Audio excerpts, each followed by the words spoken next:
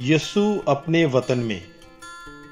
مقدس متی کی انجیل اس کا 13 باب 53 تا 58 آیات تک۔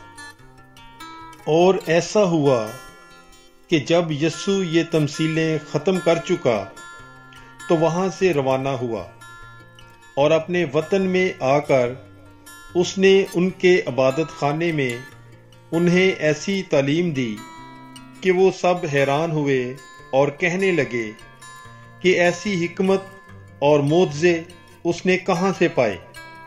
کیا یہ بڑھئی کا بیٹا نہیں؟ اور اس کی ماں کا نام مریم اور اس کے بھائی یعقوب اور یوسف اور شمعون اور یہودا نہیں؟ اور کیا اس کی سب بہنیں ہمارے ہاں نہیں؟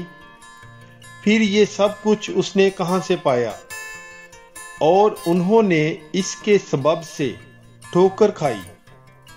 لیکن یسوع نے ان سے کہا کہ نبی اپنے وطن اور اپنے گھر کے سوا اور کہیں بے عزت نہیں ہوتا، اور اس نے ان کی بے اعتقادی کے سبب وہاں بہت معجزے نہ کیے۔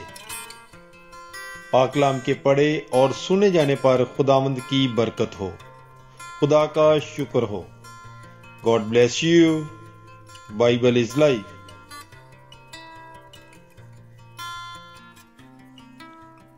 یسوع اپنے وطن میں۔